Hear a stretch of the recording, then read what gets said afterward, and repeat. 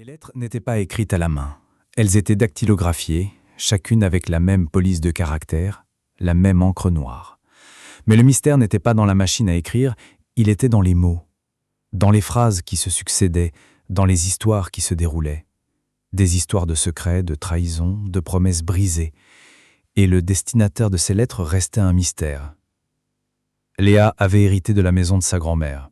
Une maison en pierre avec des volets verts et un jardin à l'abandon. Une maison où le silence était roi, où les souvenirs étaient tapissés sur les murs. Et dans ce silence, dans ce mystère, les lettres l'attendaient. Elles étaient cachées dans des endroits improbables, sous le tapis du salon, derrière le miroir de la salle de bain, dans un vieux livre de poésie. Chaque lettre était un fragment d'un puzzle qu'elle ne comprenait pas. Des noms inconnus, des lieux qui ne lui disaient rien, des mots qui la laissaient perplexe, des émotions qu'elle ne pouvait pas saisir. Elle lisait et elle se sentait de plus en plus éloignée de sa grand-mère, de cette femme qu'elle croyait connaître. La première lettre, trouvée dans une vieille boîte à couture, parlait d'un amour perdu, un amour passionné, un amour qui avait été empêché. « Je t'attends, mon amour, j'attendrai aussi longtemps qu'il le faudra. » C'était signé d'une initiale, un simple D. Le cœur de Léa se serra. Elle n'avait jamais entendu parler de cet amour. Son grand-père, mort il y a longtemps, était le seul homme de la vie de sa grand-mère. Qui était ce D? La deuxième lettre, cachée dans le grenier, sous une pile de vieux vêtements, parlait de la déception, de la trahison. « Je ne peux plus te faire confiance. Tu as menti. Tu as tout brisé. » Léa tremblait en lisant ces mots. Une trahison. Un mensonge. Sa grand-mère avait-elle trompé son grand-père? La maison qui avait été un refuge, un sanctuaire, devenait un lieu de doute, un lieu où les murs...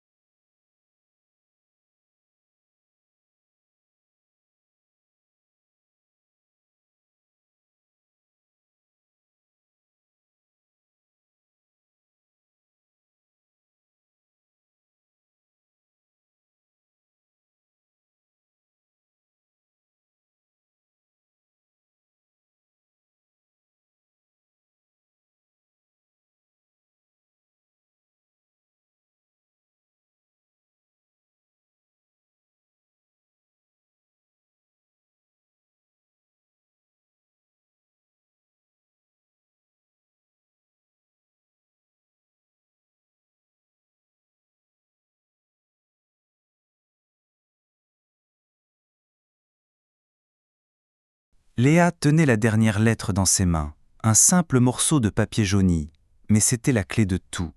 Elle relut les mots, et cette fois, ils prenaient un sens différent. Elle ne voyait plus une simple histoire d'amour trahi, mais une histoire de sacrifice. Sa grand-mère avait été une femme de principe, une femme forte, qui avait choisi de ne pas répondre aux lettres, de ne pas se venger. Elle avait choisi de pardonner en silence, de vivre avec sa douleur, plutôt que de détruire sa famille. La maison, cette maison qui avait été un sanctuaire, était en réalité un lieu de mémoire, un mausolée d'émotions et de secrets. Les murs ne chuchotaient pas des histoires, ils contenaient la vérité. Léa marchait dans le salon et elle voyait sa grand-mère. Elle la voyait, assise sur le canapé, relisant ses lettres, versant des larmes en secret. Elle la voyait, forte, résiliente, gardant la tête haute alors que son cœur était brisé. Le mystère était résolu, mais Léa n'était pas soulagée. Elle était triste, profondément triste. Elle avait découvert un pan de la vie de sa grand-mère qu'elle ne connaissait pas. Elle avait découvert une douleur qu'elle n'avait jamais soupçonnée. Elle avait hérité d'une maison, mais elle avait surtout hérité d'une histoire. Une histoire de trahison, mais aussi d'amour et de pardon.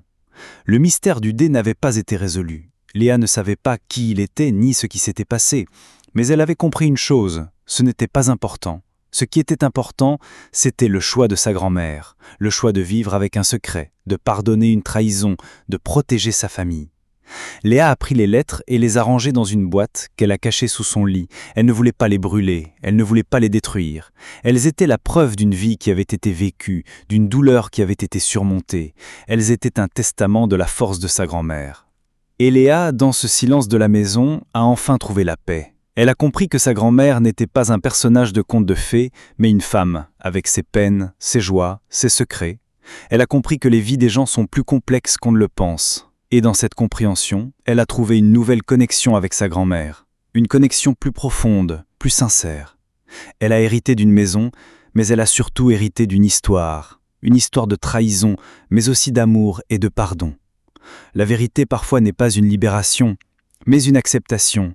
L'acceptation de la complexité de l'être humain, de ses faiblesses, de ses forces. Que pensez-vous de ce choix de la grand-mère ? A-t-elle eu raison de ne pas révéler son secret ? La question de Léa résonnait dans le silence de la maison.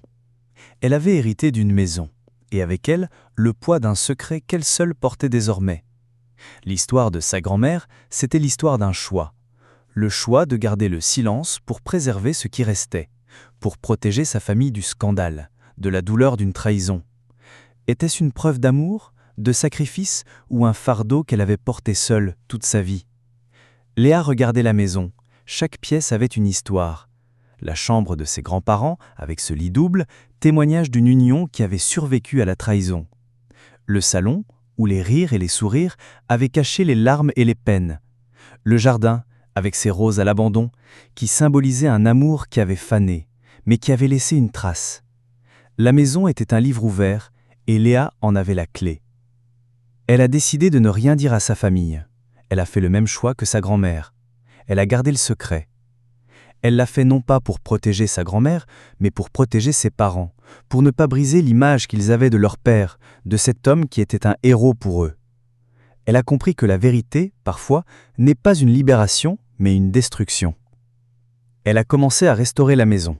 Elle a replanté les roses, elle a repeint les volets, elle a laissé la lumière entrer dans chaque pièce. Et dans cette restauration, elle a trouvé sa propre paix.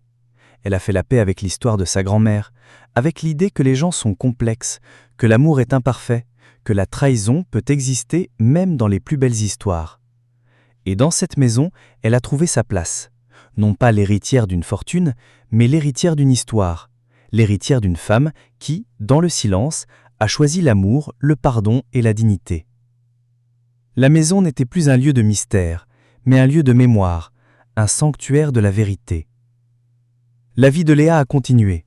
Elle s'est mariée dans le jardin de sa grand-mère, au milieu des roses qu'elle avait replantées. Et elle a raconté à son mari, dans le secret de leur chambre, l'histoire des lettres. Elle a choisi de ne pas garder ce secret, de le partager avec l'homme qu'elle aimait. Elle a choisi de ne pas faire le même choix que sa grand-mère. Elle a choisi d'être honnête, de tout partager. Elle a compris que le silence est un fardeau et que le partage est une libération. La fin de cette histoire est une leçon de vie, un rappel que la vie n'est pas parfaite, que les gens que nous aimons ont aussi des secrets, des douleurs, et que notre propre histoire, c'est ce que nous en faisons. Nous pouvons choisir de nous enfermer dans le silence ou de nous ouvrir, de partager nos secrets, nos peurs, nos douleurs. La vérité est un choix qui peut nous libérer ou nous enfermer. Lequel ferez-vous ? Finalement, la maison n'était pas seulement une histoire de secrets et de pardon. Elle était devenue une métaphore de la vie de Léa. En restaurant les murs abîmés, elle réparait les blessures de son passé. Et en replantant les roses, elle faisait renaître sa confiance en l'amour et en l'humanité. Elle avait compris que sa grand-mère n'avait pas gardé un secret par faiblesse, mais par un acte de force et de protection. C'était un amour qui avait choisi de se sacrifier plutôt que de détruire. La nuit, quand tout était calme, Léa s'asseyait sur le porche, les yeux fixés sur le ciel étoilé. Elle imaginait sa grand-mère assise à ses côtés et elle sentait sa présence, non pas comme un fantôme, mais comme un guide. La grand-mère n'était plus un mystère, mais une part d'elle-même. Les lettres n'étaient plus une source de douleur, mais un témoignage de l'amour inconditionnel. La vie de Léa était un choix, le choix de la transparence. Elle avait choisi de ne pas se construire un monde de secrets, de ne pas laisser les mensonges ronger sa vie. Elle a tout partagé avec son mari. Et dans cet acte de confiance, elle a construit une relation forte, solide, indestructible. Elle a choisi de ne pas répéter les erreurs du passé, de ne pas laisser les secrets s'installer, de ne pas laisser la peur de la vérité la paralyser. L'histoire de la maison est une histoire de vie, une histoire de choix, de courage et de rédemption. C'est l'histoire d'une femme qui a trouvé la vérité non pas en creusant dans le passé, mais en la construisant dans le présent. La vérité, parfois, est la chose la plus difficile à trouver, mais c'est aussi la chose la plus importante. Et une fois qu'on l'a trouvée, il n'y a pas de retour en arrière. Il n'y a que le choix de la vivre, de la partager, de la chérir. La maison, maintenant, n'est plus un mausolée de secrets, mais un sanctuaire de la vérité. Et c'est la plus belle des fins. Le dernier acte de cette histoire ne s'est pas joué dans la maison, mais bien en dehors. Des années plus tard, Léa a reçu un appel d'un notaire. Un vieil homme, D.L. de son nom, était décédé et avait laissé un héritage à sa grand-mère, ou, à défaut, à son descendant le plus direct. Léa a compris, c'était lui, le D. Il n'avait jamais oublié sa grand-mère. Il avait passé le reste de sa vie à réparer ses erreurs, à essayer de se racheter. Il avait choisi, à la fin, de rendre à sa grand-mère ce qu'il lui avait volé, la dignité, la reconnaissance, l'amour. L'héritage n'était pas un bien matériel, c'était une lettre, écrite à la main cette fois-ci, une lettre d'excuse, de regret, de repentance, une lettre où il racontait son histoire, l'histoire de leur amour et l'histoire de sa trahison. Il avait avoué, et dans cette confession, il avait libéré sa grand-mère, il l'avait libérée de son fardeau, de son silence. Léa a lu la lettre, les larmes coulaient sur ses joues. Elle ne pleurait pas de tristesse, mais de soulagement. Le mystère était enfin résolu. Le D était le grand amour de sa grand-mère, un amour qu'elle avait sacrifié pour sa famille, un amour qui avait survécu aux trahisons, au temps et à la mort, un amour qui avait trouvé le chemin du retour. La maison, cette maison qui avait été un sanctuaire de secrets, est devenue un sanctuaire de la vérité. Léa a gardé la lettre, elle l'a lue à son mari, elle l'a racontée à ses enfants. Elle a raconté l'histoire de sa grand-mère, une femme qui avait choisi le pardon plutôt que la vengeance, le silence plutôt que la destruction. Elle a raconté l'histoire de sa propre quête, de sa propre vérité. L'histoire se termine ici. Elle se termine non pas par une fin, mais par un commencement, le commencement d'une nouvelle vie, d'une nouvelle famille, d'une nouvelle génération qui a appris à travers les secrets du passé l'importance de l'honnêteté, de la confiance, de l'amour. La vérité n'est pas un fardeau, c'est une libération, c'est le plus beau des héritages. Qu'auriez-vous fait à la place de Léa? Auriez-vous gardé le secret? Ou l'auriez-vous partagé? Dites-nous dans les commentaires.